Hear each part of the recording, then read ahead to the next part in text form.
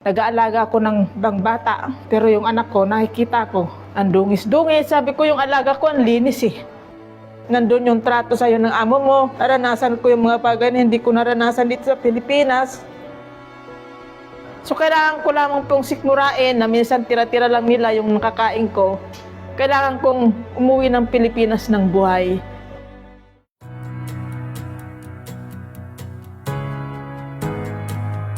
Hi, I'm Marilol Deuterio, 46 years old na po. Bago po ako nakapag-start dito sa JC, dati po akong mananahi. Almost 25 years po akong mananahi. Nung ako po ay nagkaroon na ng pamilya, doon ko na-realize na kahit na anong sipag ko, pero bakit kulang pa rin. Kaya nung time na yon, naisip ko na mag-try na mga ibang bansa. And yun nga, nakarating ako ng Saudi Arabia, ganun din pala. Hindi rin po ako makaipon, walang natitira sa sahod ko. Bilang isang kadama or isang katulong, so 20,000 po a month yung kinikita ko.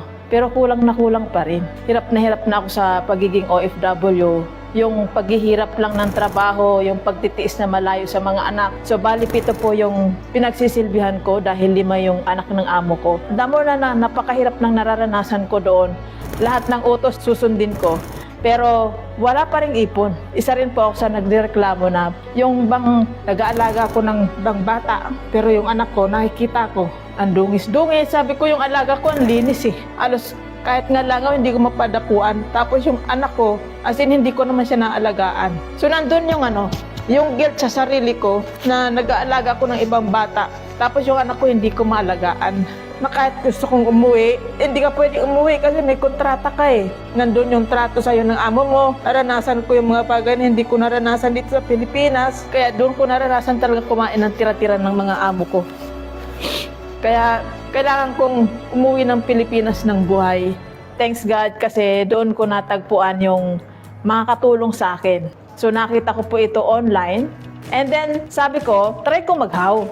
And then naghaw ako, sabi niya, ma'am, pwede kang umattend ng online training namin para mas maunawaan mo yung negosyo.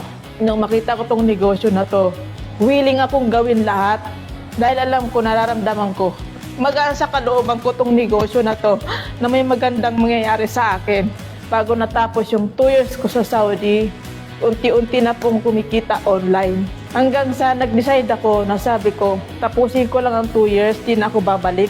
Dahil naniniwala ako sa magandang negosyo na to. Siyempre, umuwi na ako ng Pilipinas. Unang claim ko po dito sa JC, 42,000 po yun. Alam niyo yun, sumasakay din ako ng bus, ng jeep, namamasahe, papuntang opisina. Kahit ayaw ko magkaroon ng motor, inaral ko pong mag-drive ng motor. Kasi minsan yung angkas ko mas mataas pa sa akin. Kahit na sa EDSA, binabiyahe ko po yan, nandun yung kaba, takot, pero nilalakasan ko lang lagi ang loob ko. Kasi naniniwala ako na hindi lang naman forever na naghihirap ka. Darating yung time na makakatikim ka rin ng magandang buhay. And thanks God, kasi nga siyempre yung pinapangarap ko lang dati na magkaroon ng kotse. Thank you Lord, kasi nagkaroon na ako ng sasakyan. Hindi na rin po ako maarawan, hindi na rin po ako mauulanan. And then isa na rin po ako dito sa naging ambassador circle sa buong company. As in, napakalaki ng pagbabago kasi unang-una sabi ko nga, yung makapagpurugod ako ng Pilipinas, isa na rin po yun sa sinasabi kong achievement ko na po yun. Talagang hindi ko rin po mapigilan talaga na maiyak kasi sabi ko nga, iniisip ko noon parang napaka-imposible na maka 1 million. Pero nung time na nagkaroon na ako ng 1 million, kumita ako ng 1 million, talaga hindi ko rin po maiwasan na hindi maiyak kasi sabi ko kaya ko rin pala. Hindi naman ako graduate ng college, high school lang ako, pero kaya ko rin na magkaroon yung mga may natapos na dahil sa negosyo na to. Marami na rin po ako natulungan sa team ko, yung mga nagtiwala sa akin na kahit sabi ko nga Facebook lang kami nagkakilala pero ngayon unti-unti na rin silang kumikita. So meron na rin po akong natulungan na kumikita na rin po hanggang 300,000 pero part-time lamang po yung ginagawa, OFW rin po yun. Dahil din po sa negosyo na to, lumalakas na rin po yung loob nila. Marami pa akong pangarap. Sabi ko nga, itong achievement ko ngayon, 1/4 pa lang to sa pangarap ko.